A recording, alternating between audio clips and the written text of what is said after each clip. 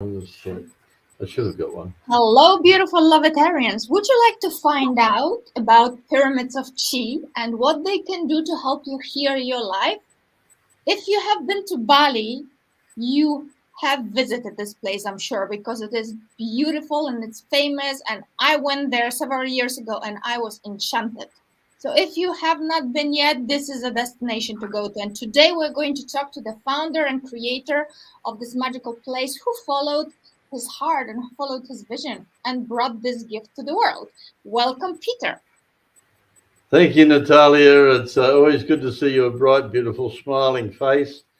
And yes, it has been an amazing few years. We've had people from all over the world, all over the world. And I was just talking to a gentleman yesterday at the pyramids, and he said, how are you going with the shutdowns and everything else? And I said, well, you know what, we're still getting people from all over the world, not many Aussies, because unfortunately the borders are pretty well closed down there. But yes, we've had a lot of people from just about everywhere, a lot of people, particularly from Europe, America, and a few out of Asia. But yes, hopefully some people that are watching this tonight or today, whatever their time scale is, have visited us, and we hope to see you back here again too. Perfect. So could you tell us, I mean, this is fascinating. How did this whole thing happen? What was the inspiration behind it? Yeah, look, it's a little bit of a do type event. After many years in business, Lynn and I had retired, and we were traveling around North America, having fun with nice big travel rig and meeting lots of beautiful people, visiting some amazing sites over there. And in 2013, we had to return to Perth, which is our home city, for Lynn to have an operation on her eyes. So just cataract operation, nothing major. But of course, she had to have one of those 1 in 1,000 cases that went wrong. And she had what they called Fuchs dystrophy, which meant she lost the sight of one eye with fluid filling it up. So our doctors there said, look, maybe you'd better just wait for a couple of months. So we headed up to Bali, being close to Perth, just to wait it out and see what would happen. When we retired, we had no intentions of ever getting back into work again, but we were here for a couple of months. And one morning, I was doing a meditation. We moved on to a spiritual path back in 2004, completely opposite to anything I'd ever been in before. I'd always been in business for myself since 1977. But we moved on to this spiritual path, and we found ourselves literally going down a different route to what we'd ever done before. So this meditation I did, and during the meditation, I saw a vision, and it was really quite amazing. And then I heard these words, and it basically said, "Build 2 pyramids." Wow. And I'm thinking, come on, God, you got the wrong guy here. I'm not a pyramid builder. And I even looked above my head to see if there's a tree or anything like that that could be casting sort of different shadows or anything in front of me. But no, there wasn't. So I had seen 2 pyramids. So I went in to see Lynn. We'll probably see her slip past me in a moment with a glass of water. And I went to her, and she was just sort of coming out of a nice deep sleep. And I said to her, darling, and you girls know what that means when a man says that to you. It's like, Well, anyway, I said, well, I've just had a beautiful meditation. And during that meditation, I was told to build 2 pyramids. What? Build a couple of pyramids. And she said, did you say pyramids? And I said, yeah, I did. She said, Peter, we're not even living here. We were living in America. We're up here on holidays. And I said, well, it did seem pretty serious that we built 2 pyramids here in Ubud. Well, hold on. And so we are clear to give some context. You are completely doing, different things. You were not at all thinking about building any temples, stuff like that. It just came out of nowhere. Did you have an We intention? No, we were retired. We were having fun back in America. It was only the fact that we had to come to Bali just to wait out and see if Lynn had to have a corneal transplant or something. Yeah. Anyway, so we thought, well, let's see if it's my imagination or not, right? So we looked hard at what's available in the way of property. We did some research, figured it was probably going to cost us about $2 million to build what we thought would be right. We didn't have that much money, but we thought, well, if we can find the property, then maybe we're halfway there and we'll go from that point. We looked around, couldn't find anything until the second last day before we were due to head back to Australia. And we were looking at a piece of land, and I'd looked at many and nothing felt right about that land that I was looking at. So I wandered across the road to some rice fields, and there's a little villa on one of them. And I was walking towards that villa across a rice field, and all of a sudden I got the goosebumps. You know, when you get those goosebumps up behind your arms here. So I got the goosebumps. I turned around to Lynn to say something to her. I knew she was following me. And she said, doesn't matter, I've got the same. And I said, wow, you know, so we made our way down to the river at the bottom end of the property. And it was all rice fields, so it was kind of tricky because it was very wet and very muddy. By the time we got down to the bottom of the property, we knew that if we were meant to build pyramids, that was the place. Cut a long story short, we managed to negotiate the land. We leased it for a period, and then headed back to Perth to see if we could raise some funds. Mm-hmm. Well, that was interesting. That was an interesting challenge because we got back there, and I went to see a good friend of mine, Chris, and I said, Chris, how do I raise $1 million to build a couple of pyramids in Bali? Exactly. It's exactly what he did. He just about choked on his red wine and said to me, Peter, haven't you heard about the global financial crisis? Okay. Well, so we went home, and Lynn and I had learned to do a bit of a crazy type of thing when we decided to move into the spiritual path, and that was automatic writing. Automatic writing is where, you know, for those listeners or watchers, viewers, if you haven't done it, it's if you're right-handed like me and you write everything with your right hand, then my left hand, of course, doesn't know how to write. So what you do, and you have to have a belief, and we're not religious, but we do have a very strong belief in God, spirit, universe. And so we sat down at a table. I opened my book out and wrote that question, God, if you want us to build pyramids in Bali, right, where's the money? Bit tongue-in-cheek. Anyway, Lynn went off into another room. I sat down and I put the pen in my left hand, and, you know, remember, where are we on the screen? This pen could not write. Sorry, this hand could not write. So very carefully, the first word that comes into my mind, I write it down on the opposite page, and then have to write it very carefully, because if I don't, then what's going to happen is I'm going to make a mess of it and I won't be able to read it afterwards. Hang on, just getting a glass of water here. And thanks, Lynn. So then, yeah, cheers. And so then, you know, I've written one word, then the next word that comes, the next word that comes. You cannot anticipate the words or the sentence, all right? At the end of it, I've got a sentence there. Soon Lynn comes out of her room and she says to me, she shows me the page, she says, there are people out there waiting to give us this money. Mm-hmm. What? And I showed her my book and she said, oh my God. It was virtually the same message. Wow. And so we thought, okay. So very quickly wrote down, you know, what how do I find these people, right? And I'm thinking, emails would be good, telephone numbers would be better. But of course, Spirit comes back with 4 words, right? Oh, Don't spend much money, right?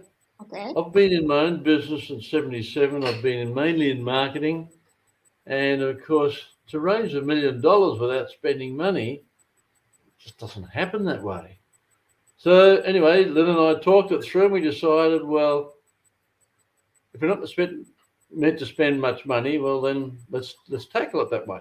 So we put a small ad, a little ad, classified ad in the local newspaper, and it cost $40. And we put an ad up on a free website called Gumtree in Australia. And then we went literally, hand it up. We handed it up to Spirit. We've done what you told us, Spirit. We've only spent $40. So if you want us to build pyramids, you've got to come up with the money. Right. Well, that Hand on, story, yeah, that story is actually very interesting. I mean, I want to give a lot of value to our viewers, and maybe we can relate your story to their issues. I mean, a lot of people struggle now, but yet they don't want to trust, right? They are afraid. So would you maybe want to encourage them to actually have the guts to trust and just follow your heart, because it will come, what you need will come, right? If you trust. Natalia, you've got to have faith. Yeah. And we were testing that faith. Don't worry, we were testing it because all we spent was $40, and then having been in business for that long, I thought, is it going to happen? Well, hand on heart. Whoop, there we go. Hand on heart. Within 3 weeks, so 3 weeks, we had the sum of $750,000. Wow. That's $750,000 sitting in our bank account. Mm-hmm. Right? None of the people knew us. They didn't know each other. There was 3 investors that got involved. And, not one of them asked to see my business plan before they said I'm in. So what do you make of it? Where you connected their higher self with your higher selves, and the group got together and the money was there? What do you make of it for people that like to reason? I don't know. Maybe it was our energy. Maybe it was our passion. We really believed that this was meant to be.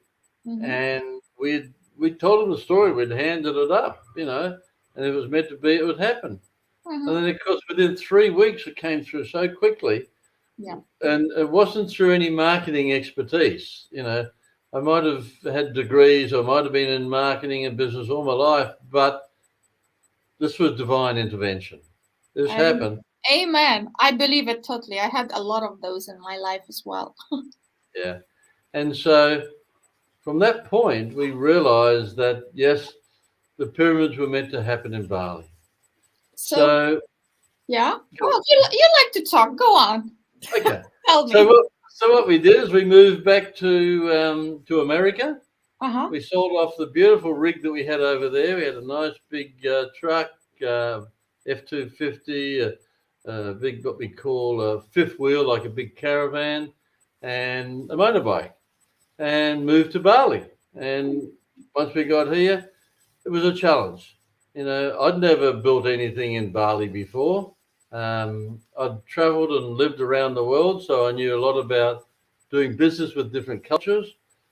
But wow, this was a real challenge, Anyway, we threw ourselves right into it, and it happened. It took us 3.5 years to get everything finished and ready for opening. And we had times when, money was very, very scarce. We had one particular instance where we were almost finished. And Lynn said to me one morning, she said, "Peter, how's your faith?"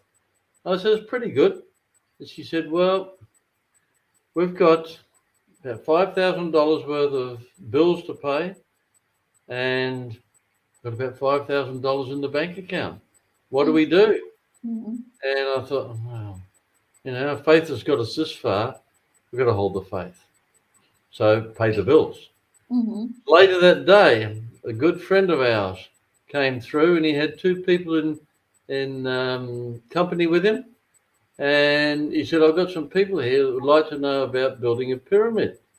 So we sat down, we had a chat with them, and we explaining what we were doing, right? And they sort of realised that it wasn't an easy task. Building a pyramid is different. You can't put a scaffolding around the outside of it. You got to build it from the inside out, and up. Our pyramids are 10 meters high, so they're quite large. Anyway, at the end of the conversation, the gentleman asked me, he said, would you be interested in a partnership?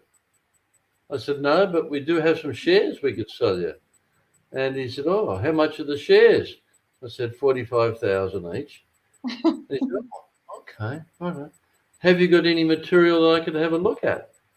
And I said, well, we're just about to head home now, but look, if you give me your email, I'll send them through to you. Send the information through. He said, well, do you come here in the mornings for breakfast? I said, yeah, a matter of fact, we will be here tomorrow. He said, what time? I said, about 8:30. He said, would we be able to have breakfast with you? I said, yep, for sure. Why not? Well, we got here, they were already sitting at the table. They asked me a few questions about the presentation. They didn't have the business plan. They asked me about the presentation. It was only about 3 questions, and then they looked at each other, and they looked back at me, and they said, well, we're in. We'd like to invest with you. Yeah. Oh, wow, fantastic. I said, oh, well, that's another share gone. He said, no, we want 2 shares. Okay, lovely. Thought, oh my God, that's $90,000 we had in our bank account by the end of the week. So once again, reminder, have faith and take inspired actions, yeah?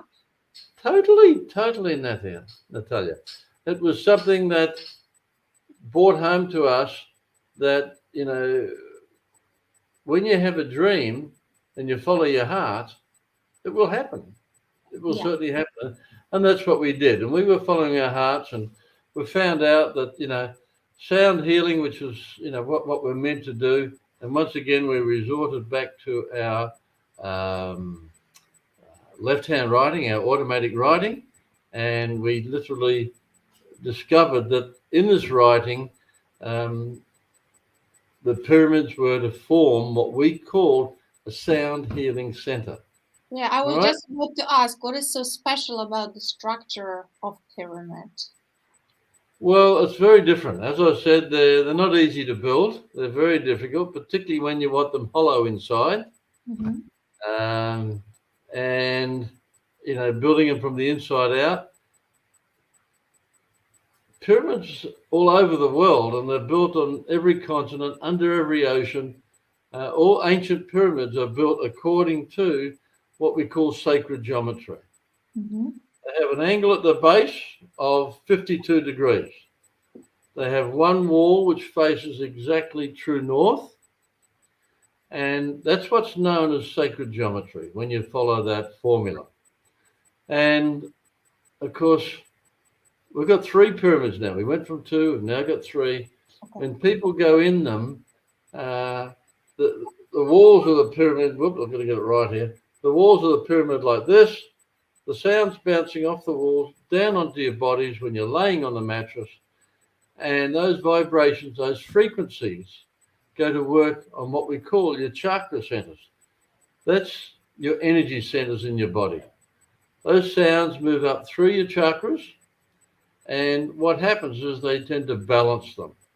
And in balancing them, my gosh, it can be a mental, it can be a emotional, or even physical. We've had many people have had very serious issues that they've dealt with, and these emotional issues are probably the biggest. We regularly see people coming out of the pyramid that are seriously affected.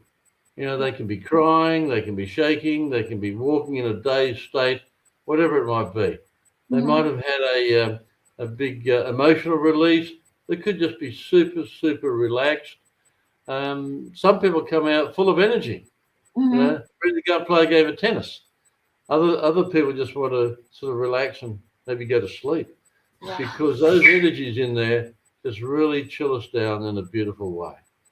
So that's kind of what happens in there, and we really do see that what we've been through in the last 2 years: separation of families, friends, lack of holidays, working from home, Yeah. very little social interaction, many businesses, all of which have suffered badly. So it's not just in Bali, it's not just in Australia, it's in every country in the world. Nothing has been left untouched by this terrible shutdown of the world. Yeah. So a lot of people now are coming to that realization: what's happening to my life? You know, um, private, publicly. There's so many things happening, so many frustration and negative thoughts and actions that people are now wondering, where do we go? What's happening? And when people come to the pyramids, they're finding answers. And you know, all we do is we play gongs and drums and singing bowls and many other instruments inside the pyramids. And as a result of that, people are affected. And by being affected, many of them leave our place, not just with a smile on their face, but with a sense of completion, satisfaction. They've realised that maybe they've found some answers. Some of the people have emotional releases like, wow, so incredible. I've had people um, you know, sobbing their hearts out and hanging on to a hug forever.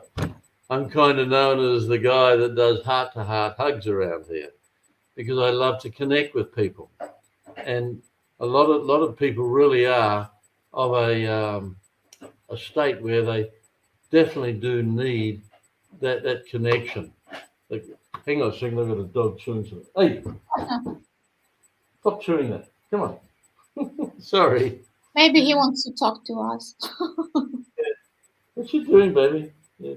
Found an old bone somewhere, I think. Okay. So, one of the things I thought we could possibly talk about today is just what we did. We Yeah. stepped out of our comfort zone, Natalia, right? Mhm. We also fell in love with Bali when we're here, right? And this happens to many, many people when they come here. They feel beckoned by Bali and they enjoy the relaxation, the tranquility, the beautiful people, the island, the beaches, you name it.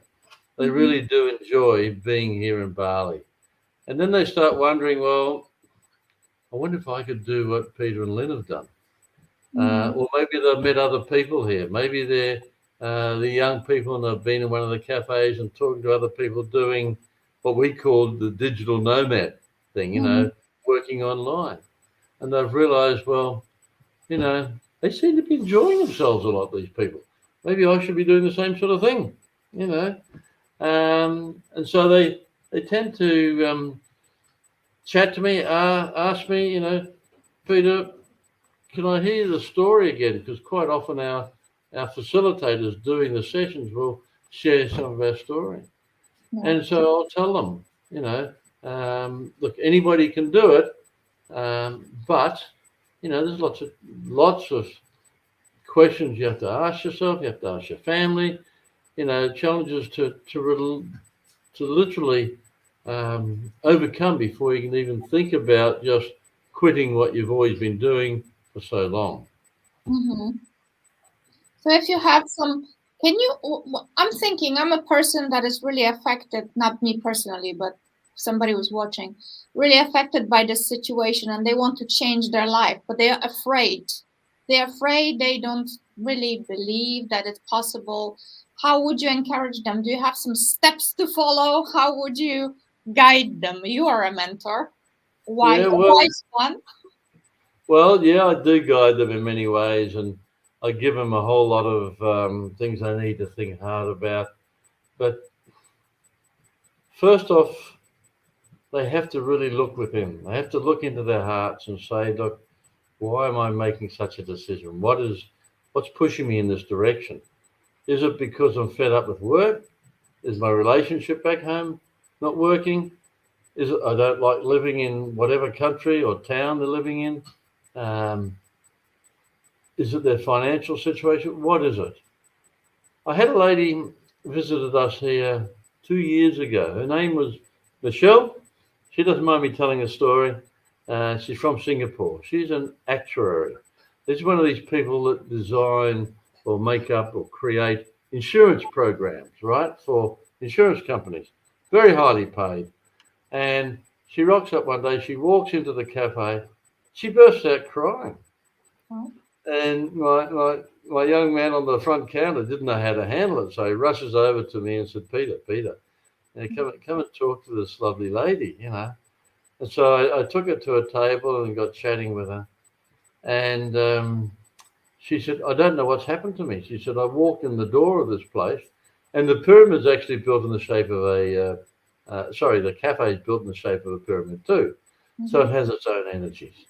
So anyway, she's there, and I explained to her what the energies were about, and she said, wow, that's amazing. You know, can I have a session in the pyramid? I said, sure. So we booked her in, and she went in for the session. She came out, and she was still looking very mystified by it all. And so sitting down asking her, you know, what her problem was, she said, look, I've been conditioned all my life. You know, I'm corporate through and through. You know, I design insurance policies. You know, this is all a little bit, you know, beyond me. I said, well, you know, come back another time or a couple more times, see what happens. Once again, cutting the story, you know, a long story short, over 5 days, she came back every day. And the day she was leaving, I used to often sit with her and just, you know, share a drink or a sandwich or whatever with her. And Carolyn was saying to me, she said, look, I'm going back to Singapore tomorrow. I can't stay away any longer. I shouldn't be here now, but the workload got to me. She said, but, you know, your place has had a very profound effect on me. So off she went, big hug, few tears. And I thought, well, I wonder if I'll ever see Carolyn again. Seriously? Yeah. Sorry. With about a week later, I'm walking through the cafe, and who's sitting there? Carolyn. And I walked up to her and I said, Carolyn, it's you. You're back here already. And she said, yep. She said, Peter, I got back. I told my partners in the firm I'm working with that I'm moving to Singapore. I'm moving to Bali. I'm getting out of the rat race. She said, I sold my Mercedes. I've rented out my penthouse. And I've got a villa just down the road from the pyramids here. Wow. And she said, the best thing about it is I get up in the mornings. I have my cup of coffee, croissant. I'm looking out over the rice fields. It's so peaceful. I'm watching the herons flying in. And she said, it's just the best I just, hey, stop it. The best I could ask for. Anyway, she said, and then she said, I put my feet up on the railing. I get my laptop out and do about 2 hours of work. I said, wow, how, what? And she said, well, when the rest of the people in Singapore found out that I was moving to Bali, many of the other insurance brokers came to me and said, would you be able to help us in guiding us on how to create certain policies? And so now she puts in a couple of hours a morning. She's making more money than she made back in Singapore. And you know what? She goes off and does her yoga. She does her meditation. She walks the rice fields because she followed a dream. Yeah. She had the power. She stepped out of that comfort zone. She stepped out of the box. And that's why I say to people, look, you know, you've got to really look hard at yourself. Some people can't. Some people can't just up and leave. You know, they've got responsibilities to family, to mortgages, to things like that. But what a lot of them can do is they can scale back on what they're doing. Maybe not work those 70 hours a week. Maybe take the kids to football on a Saturday. Maybe do things that are more important than just working and working. And the interesting thing is, I've had several people come back to me, and they've all said the same thing, maybe email, maybe a Zoom call, whatever, and they're all saying the same thing. Peter, that idea of yours of following the heart really works.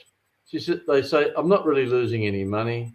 I'm being more productive. I'm enjoying my life a whole lot more because I'm listening to my heart and not my head. And that's really what it comes down to. Beautiful.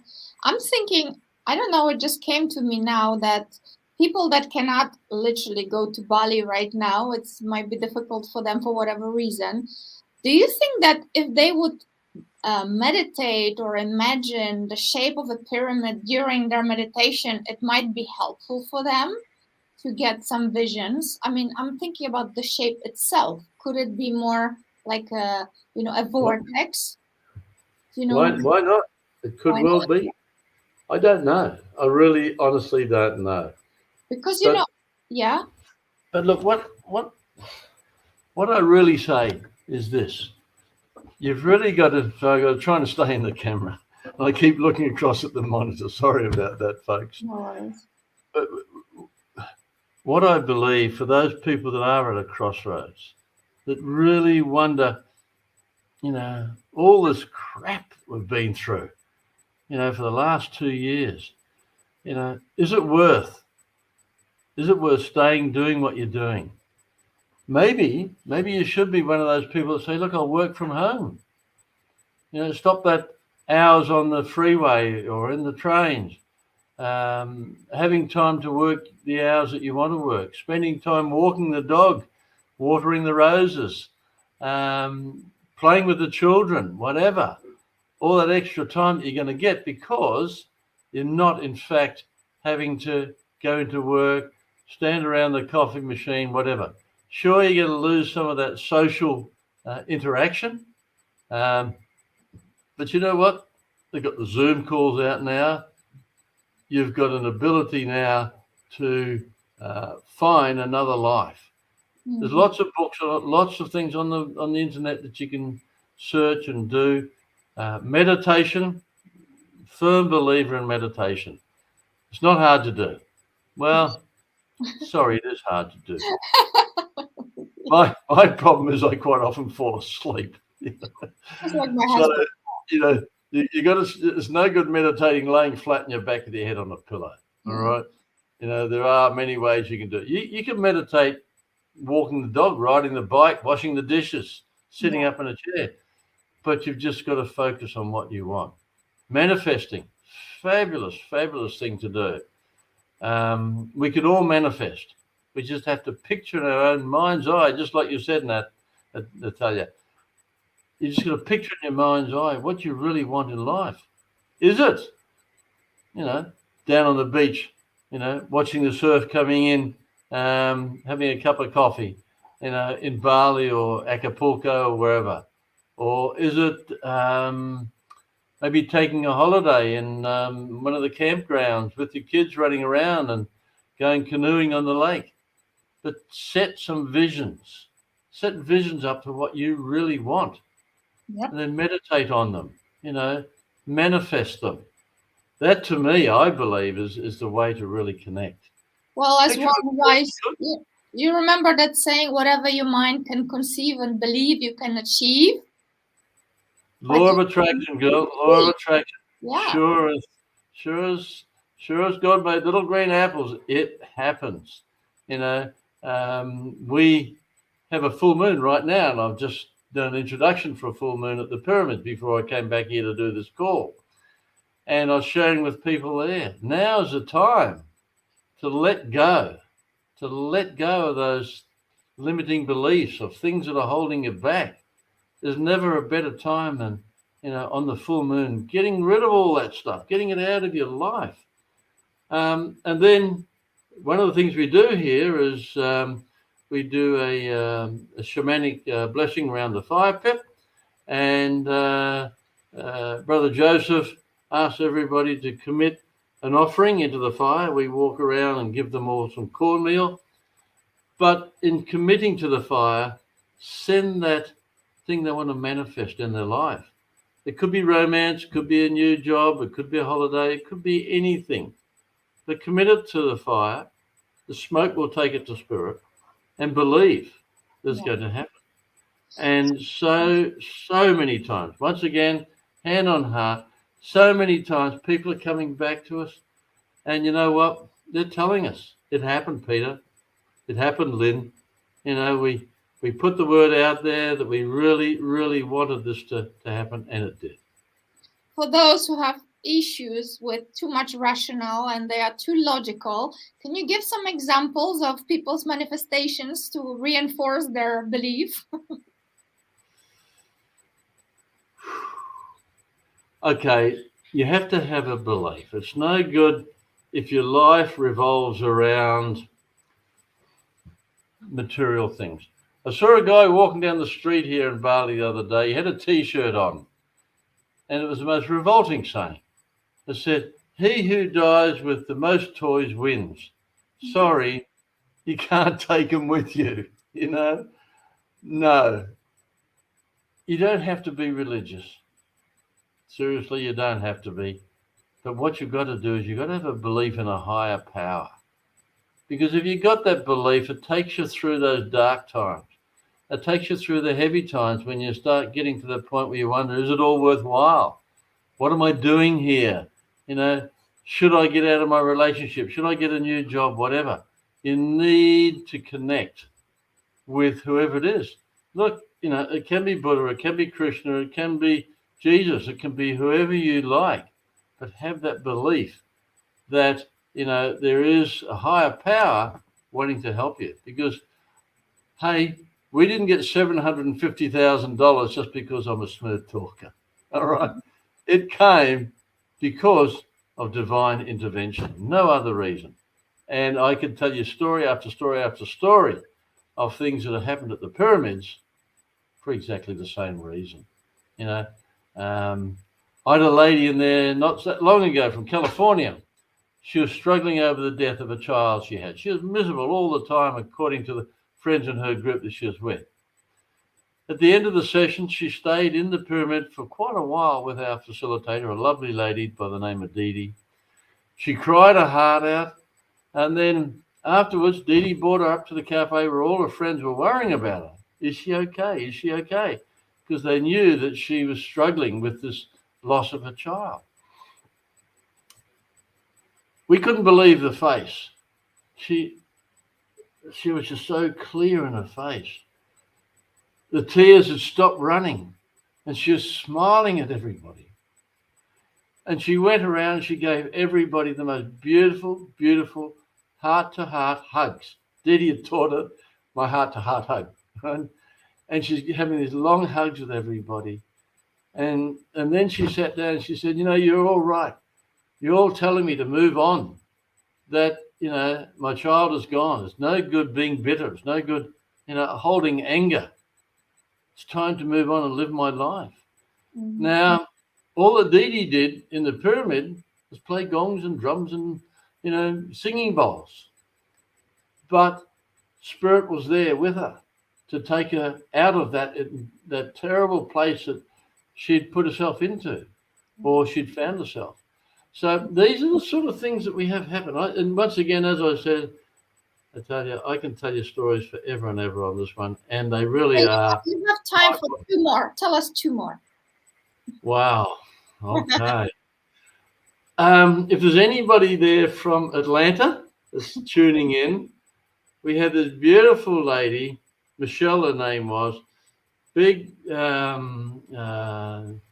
we call them in Australia Negro, but I think the Americans call them black. You know, but, you know, she's big lady, big, you know, walks like this, you know. Yeah. Lovely personality about her, as we found out later. But she had gone into the pyramids and then came out later on. Once again, one of our ladies was facilitating, and she came out and our facilitator, Janine, I think it was, pointed to me. I was sitting up in the cafe talking to somebody else and nodded. And so this lady came up to me and she said, are you Peter? Are you the man that gives the heart-to-heart hugs? I said, guilty. Yep, that's me. I'm guilty. And she said, well, can I have one of your hugs? And so we did. We had a beautiful hug. 5 minutes it lasted. The front of my shirt, just like the one I'm wearing, was soaking wet. She was still sobbing. At the end of it, she said, I'm so sorry. I'm interrupting the conversation you had with this other lady. And I said, well, no, I'd love you to share what's happened to you. And the other lady at the table, she said, yeah, sit down and come and share with us. So she did. Her story was tragic. Her husband had cancer for 2 years, lost him in hospital only a few weeks beforehand. She lost her job as a result of spending so much time in hospital. The bank foreclosed on her house. Her kids didn't want to know about her because they thought that she hadn't done the right thing by her husband in electing to do the way they did the treatment. And so another friend of hers said, look, you need to get away from Atlanta. Go and take a break somewhere and hit the reset button. Travel agent suggested Bali. She found her way here. The first night she was here, she was talking to a person down on the beaches, and this person suggested she should come up to the pyramids of Chi. And so she did. She had the most amazing, profound reaction in there. And so we had a good talk, lots of tears and everything else. So she went off that night, and the next morning I'm in there, and Michelle comes bounding across the floor of the pyramids, yelling out to me, Peter, Peter. And so once again, another beautiful hug. And she said, you're not going to believe what's happened. She said, I got a call from my son. He wants me to go back and be grandma to his children. How did he know what she had gone through? How did that happen? And so, she's from being in a place of absolute darkness to all of a sudden she's going back home. She's going to live with her son and wife and his wife and their 3 children and be grandma. And, she could not wipe the smile off her face. Now, all we did, once again, was play the instruments inside a pyramid. So what do you, on a physical level or vibrational level, what do you think? You have cleared her channels and she was, she was purer, clearer, this shape is just like, it's asking for it, like you really connecting, right? Like going high and then you clear and clean and you heard better, or you clean within yourself, whatever that is blocking you and restricting you from forgiveness, of love. I don't know, I'm fishing for answers. Well, our facilitators, before they start the playing of the instruments in the pyramid, they say the same as what I just mentioned a while ago to everybody there. If you've got something you want to have happen, visualize it. Think about it. Put it in your mind, right? And think about that as I start playing and concentrate on it, right? You're never going to be in a better place to send a message to spirit than where you are right now. And I think that's what Michelle did, right? She wanted to connect with family again. She wanted to get out of that dark place she found herself in, and spirit heard her. The spirit answered her in the most beautiful of ways. And how could you ask for, a better result than something like that? So again, it's a term we use here all the time. I tell you, we say handing it up. Hand it up, right? When in doubt, give to somebody else that's got a better chance of making it happen than you have, Because if anybody can, God can, right? And if the universe wants it to happen to you, it will happen. But you've got to believe, and you've got to hold that faith, because law of attraction, something that's been talked about for many years, actually works.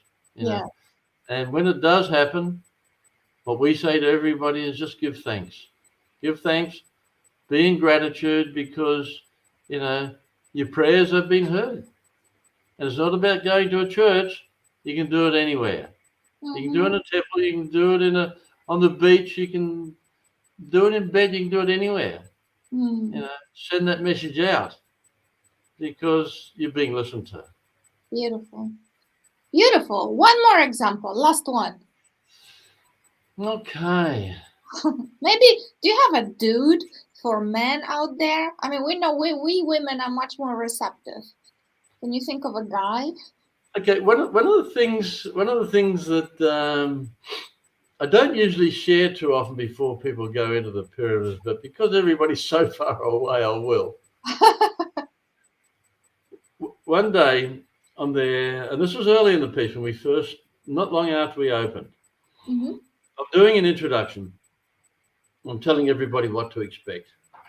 And there's this big guy, 6'6", Wow. big shoulders, looking very unhappy. He's sort of looking through his eyebrows at me, He did not want to be there. All negative body language. Mm-hmm. All right. His wife's sitting beside him. She's all excited. She wants to go down to the pyramids.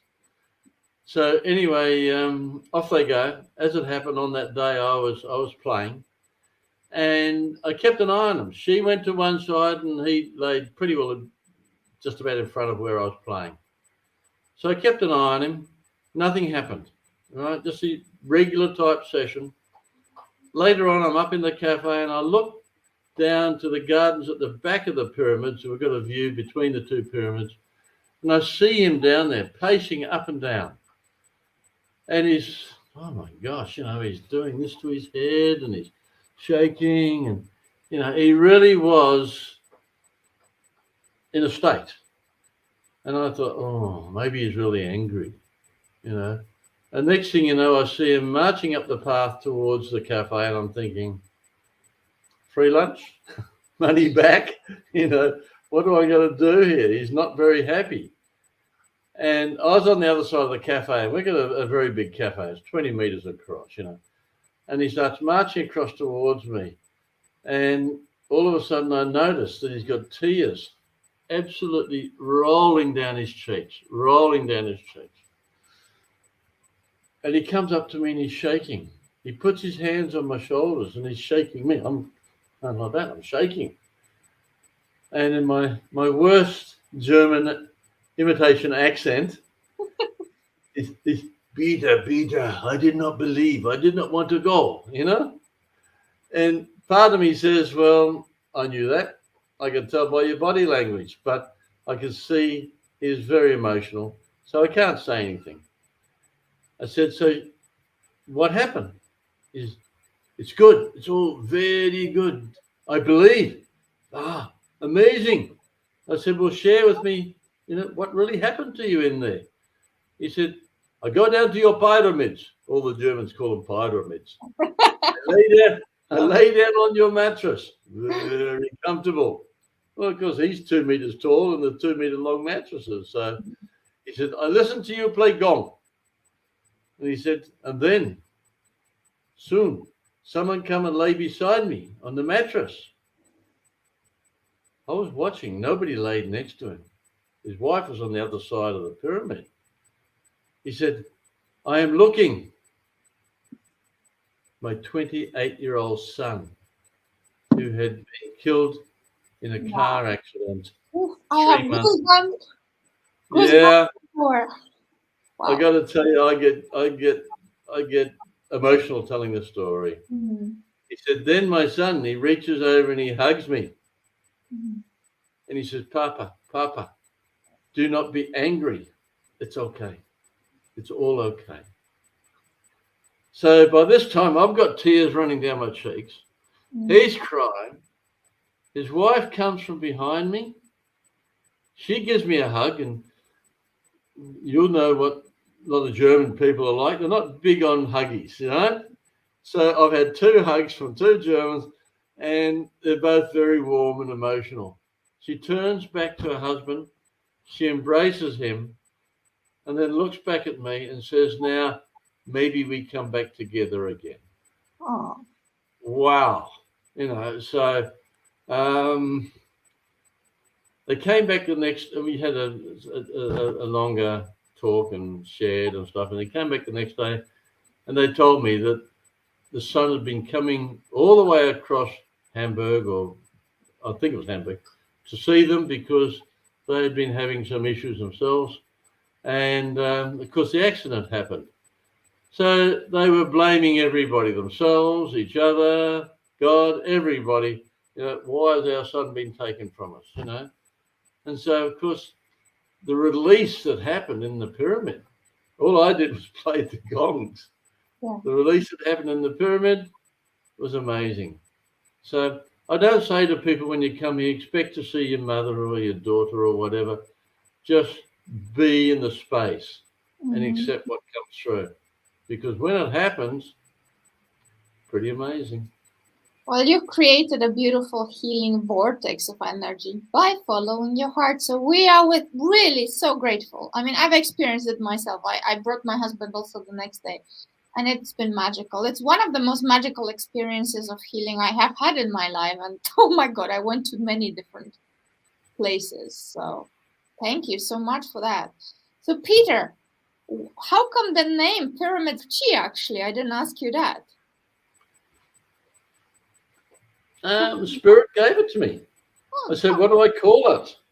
And I'm thinking, and then all of a sudden this word chi came to me. And I looked it up, and chi means energy in Latin, in Chinese. And I thought, that makes a whole lot of sense. We're all about energy here. yeah, It's a sound healing center, so pyramids of energy. So chi. beautiful.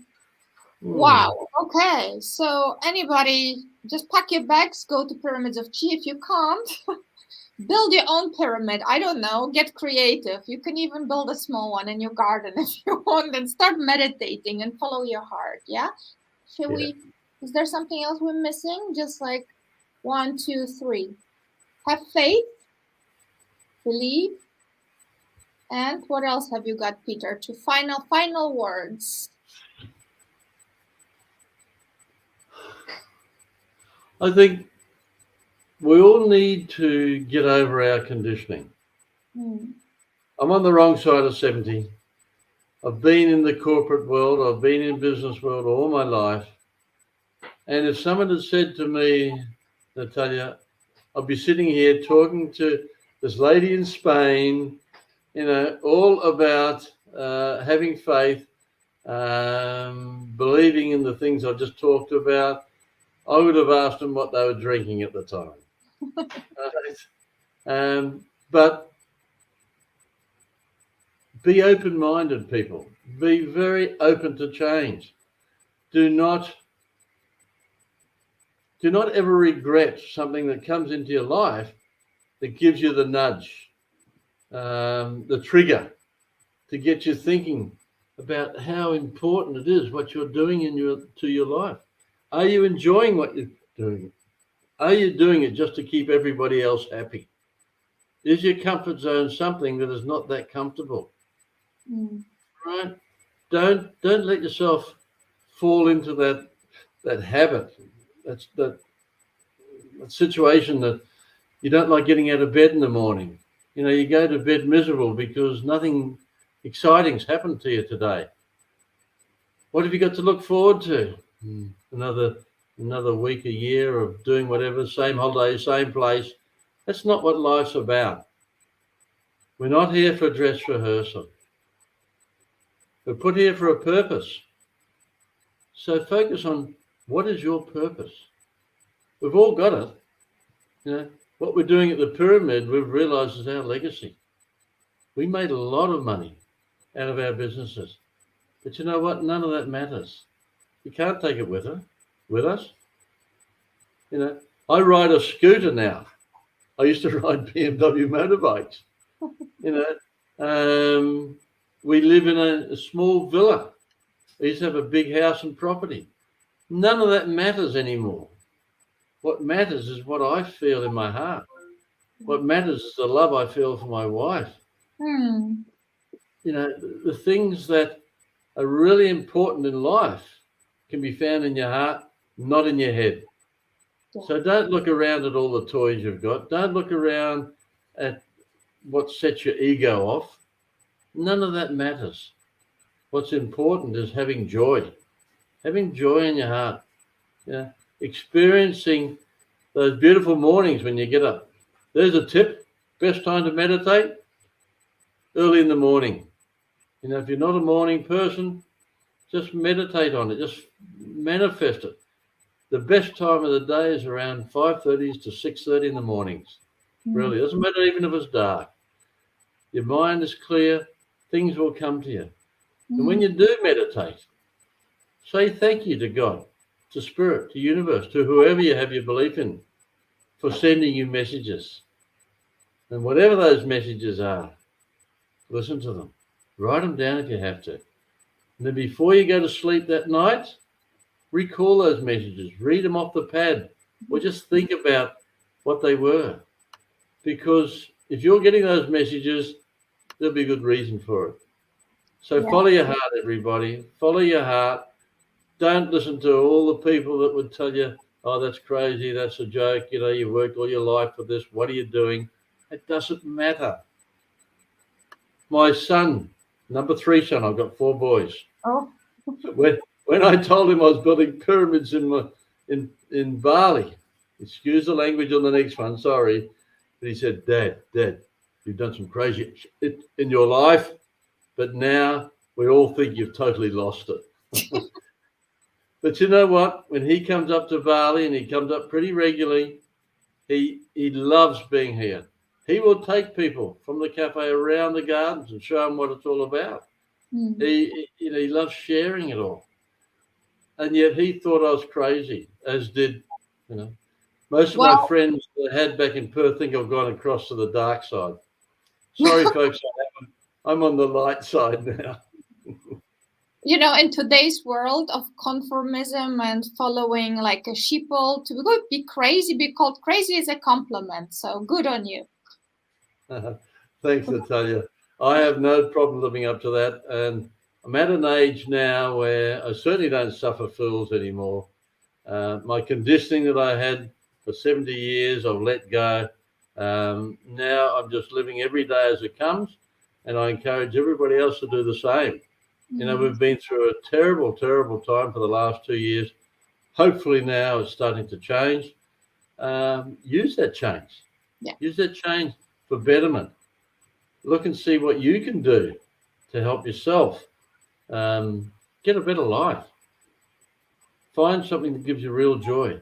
Beautiful. And please, when you do, make a note of this, Peter at pyramidsofchi.com. Let them know. pyramidsofchi.com. Tell me your story. I'd love to hear it. I love these stories. I have many people sending them to me, and I never get tired of receiving those messages. So, or whatever you get, don't hesitate. I'm here. I love mentoring. I love counseling, because that to me is my form of healing.